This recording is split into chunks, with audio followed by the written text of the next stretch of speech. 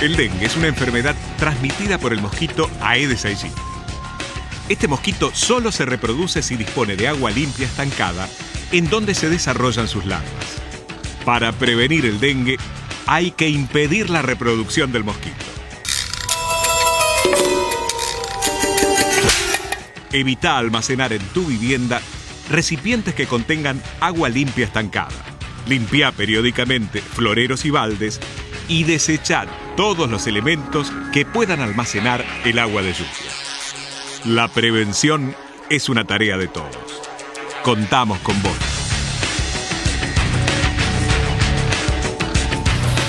Bueno, hoy estamos hablando de trasplante de órganos, hablamos de toda la parte emocional, de por qué esto hay que conversarlo antes, que tiene que ser una decisión a conciencia, pero ahora nos vamos a meter profundamente en cuáles son los tipos de trasplantes que se dan, los tipos de órganos, vamos a hablar de los detalles. Estaremos hablando con 2 médicos de la Fundación Favaloro en un ratito sobre el trasplante de intestino en niños, que es algo relativamente novedoso y que es muy interesante porque plantea justamente una posibilidad de tratamiento para distintas patologías.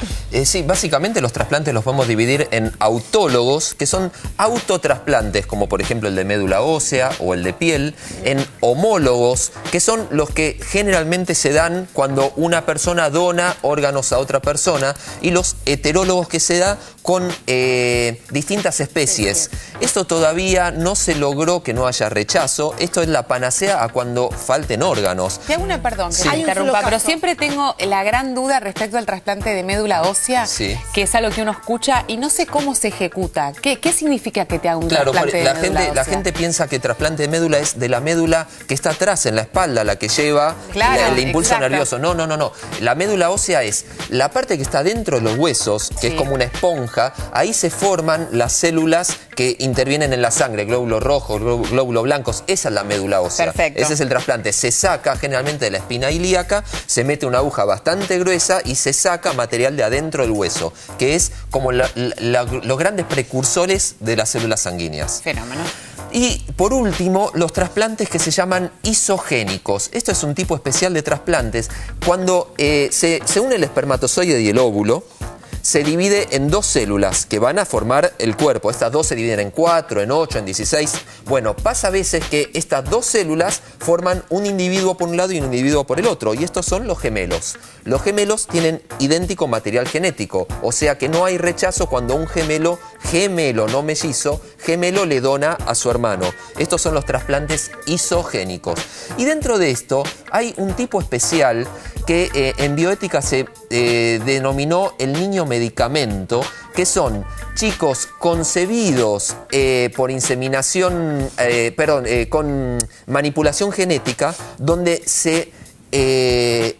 se busca el material genético como para que no sea, que no cause rechazo al hermano. Por ejemplo, tengo un hijo con talasemia mayor, necesita trasplante de médula ósea, no encuentro donante. Por manipulación genética concibo un futuro hermanito que tenga la misma característica genética, esto se implanta en la madre y este es el llamado niño medicamento, que le va a donar a su hermano médula ósea más adelante. ¿Por qué es interesante esto que plantea Sergio? Porque al principio del programa, en la nota, el doctor hacía referencia a que no es muy sencillo encontrar familiares compatibles. Y por eso el tema de la compatibilidad es un tema fundamental y central en esta decisión de ser donante o no de órganos, porque más allá de que uno pueda tener un hermano, una hermana, un padre, una madre, no necesariamente esos van a ser posibles donantes de lo que se necesite. Entonces, esto que plantea Sergio como una alternativa, que la verdad es que da cierta impresión, ¿no? Ya nos metemos en un tema de bioética. No es algo muy inusual. Yo tengo un paciente que fue concebido así.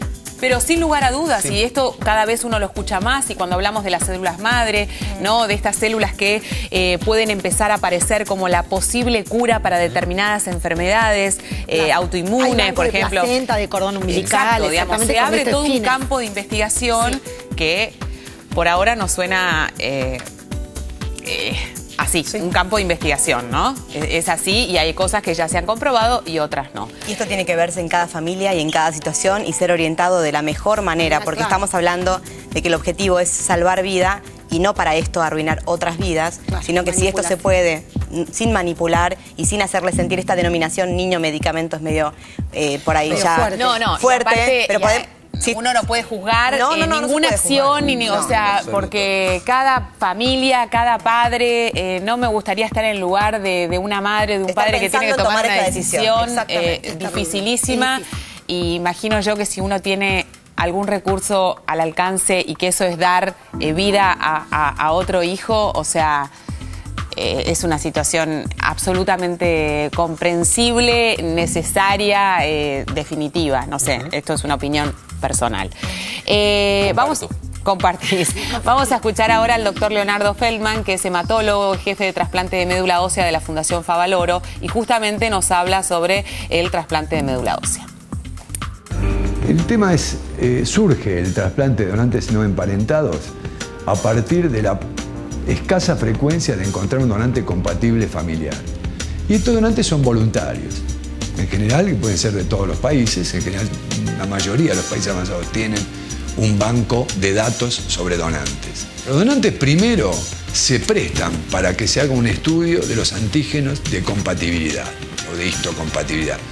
Una vez que aparece el receptor que necesita ese donante y que no tiene un hermano idéntico, entonces se comienza una búsqueda y sobre 3, más o menos, promedio, se busca el más compatible, el mejor donante, que es para en general el varón es mejor donante. Una vez que decide, puede ir a un quirófano donde le sacan por punciones múltiples médula o directamente movilizar las células madre, que son las que se usan para el trasplante, a la sangre periférica a través de unos productos. Y, o sea que el donante puede no recibir ni ir al quirófano. En estos momentos, aparte de la médula, como fuente o producto para poder hacer el trasplante, se está usando también la sangre de cordón umbilical. En general, uno lo utiliza para pacientes que tienen enfermedades que de otra manera no se podrían curar. Y otras para enfermedades que no son malignas, pero que la médula va fallando paulatinamente y en un momento la médula ósea deja de producir, entonces no se producen los glóbulos rojos, las plaquetas, los glóbulos blancos. Algunas son adquiridas, por ejemplo, del tipo inmunológicas y algunas veces se desconoce como la aplasia medular, y otras son enfermedades de tipo genética, como la enfermedad de Fanconi, etc.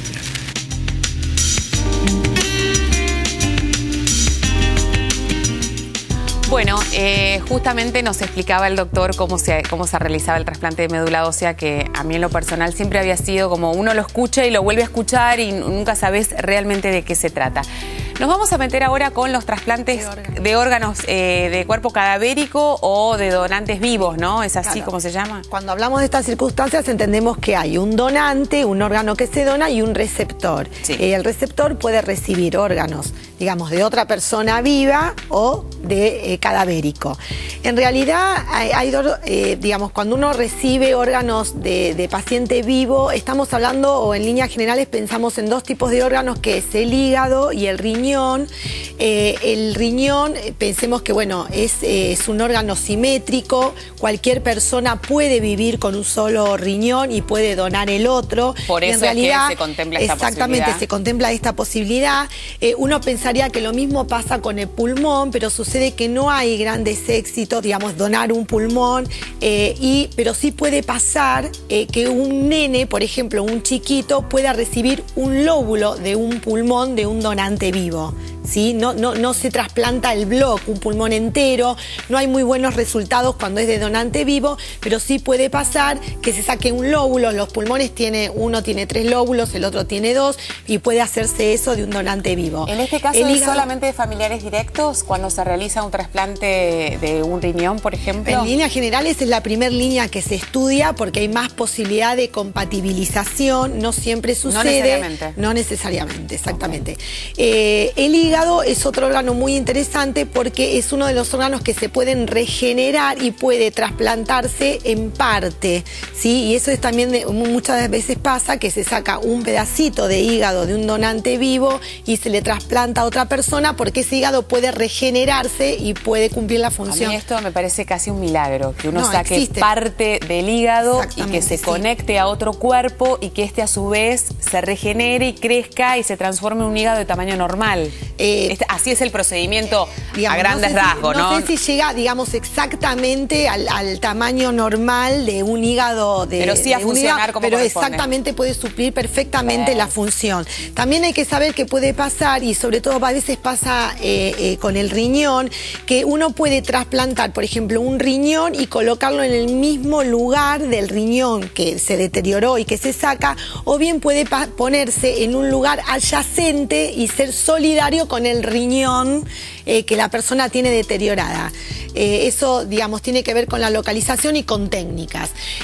Otras cosas que se donan con donante vivo, bueno, sepamos que es células de la médula ósea, piel, autoinjertos en los grandes quemados, bueno, y la sangre, sepamos que donamos sangre, así que donamos células. Es muy importante hacerlo. Y porque uno no solo puede donar, digamos, órganos, sino también células y tejidos. ¿Puedo agregar algo? Sí, por favor. Donar leche de madre. También, exactamente. Y se puede donar y hay que donar leche de madre.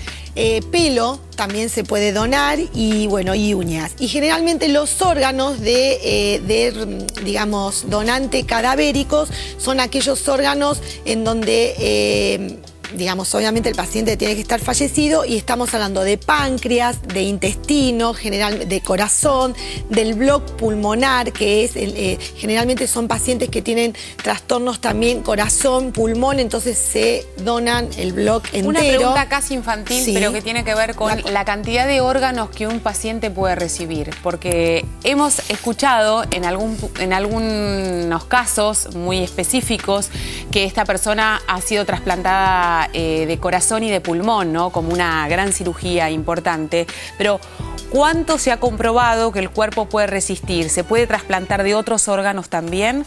¿O el cuerpo tiene un cupo?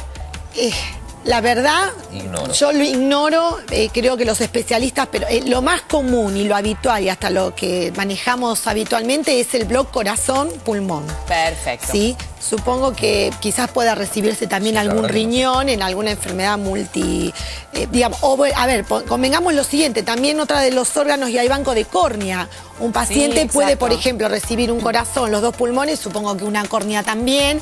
Y sepamos también, en relación a lo que habló el doctor con los tipos, es lo siguiente, que también se puede recibir, y es sí común, por ejemplo, válvulas cardíacas de otra especie, como hoy en día es la porcina. Exacto, y que es muy importante. Es muy importante, si bien sepamos que también está siendo reemplazada por válvulas mecánicas hoy en día, ¿no? Podemos recibirlo sin ningún tipo de problema. Pero bueno, en grandes líneas, esos son los órganos que recibimos. Bueno, vamos a escuchar ahora, después de la pausa, al doctor Pablo Barros Esqueloto, sí, que es hermano de los mellizos, que ya se lo vamos a preguntar también, y a la doctora Carolina Rumbo, y vamos a hablar de trasplantes de intestino en chicos y en adultos, y vamos a hacerle todas estas consultas.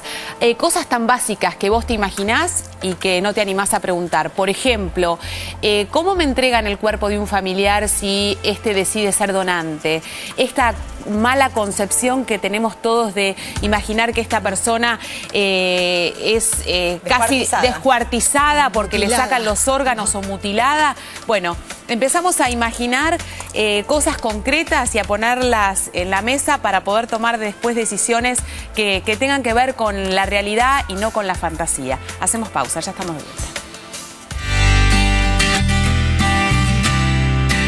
Hola, quería darte una información. Según el artículo de la ley 24.714, si tenés un hijo con discapacidad, cualquiera sea su edad, cualquiera, podés recibir una asignación mensual. Conocé bien tus derechos. ¿Sabías que, según la nueva ley de medicina prepaga, las enfermedades preexistentes solamente pueden establecerse a partir de la declaración jurada del usuario y no pueden ser criterio del rechazo de admisión de los usuarios? La autoridad de aplicación autorizará valores diferenciales debidamente justificados para la admisión de usuarios que presenten enfermedades preexistentes de acuerdo con lo que establezca la reglamentación.